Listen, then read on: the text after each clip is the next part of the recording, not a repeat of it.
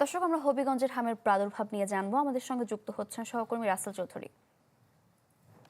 রাসেল, জানাবেন হবিগঞ্জের হাম পরিস্থিতির খবর।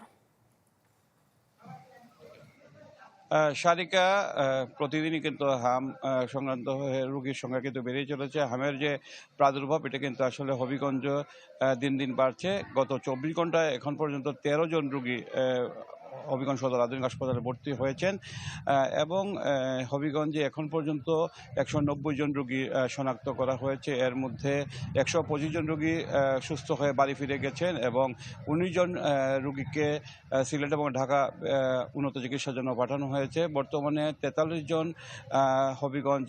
আমি ভরসা রাখি হিরন স্মার্ট ওয়াটার পিউরিফায়ারে। সদর আধুনিক হাসপাতালে ভর্তি রয়েছেন এবং এর মধ্যে বেশিরভাগই কিন্তু শিশু।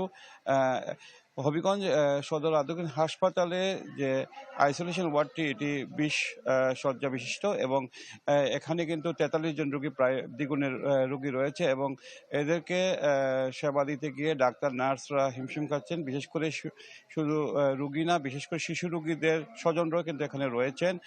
এর ফলে মেঝে বা ফ্লোরে বেডে গাদাগাদি করে তারা রয়েছেন এবং এখানে যারা রোগীরা কিন্তু যারা বেশি অসুস্থ হচ্ছে তাদেরকে সিলেট ঢাকা রেফার করা হচ্ছে। হবিগঞ্জে এখন পর্যন্ত হামের টিকা 20 এপ্রিল থেকে দেওয়া হচ্ছে এবং এখন মধ্যে 1,02,000 শিশুকে কিন্তু এই টিকার আওতায় আনা হচ্ছে। হবিগঞ্জ সিভিল সার্জন অফিস যেটি জানিয়েছে যে এখন 3 লক্ষ শিশুকে তারা এই হামের টিকার আওতায় নিয়ে আসবে এবং আগামী 10 মে পর্যন্ত কিন্তু এই টিকা দান কর্মসূচি চলবে। সারিকা।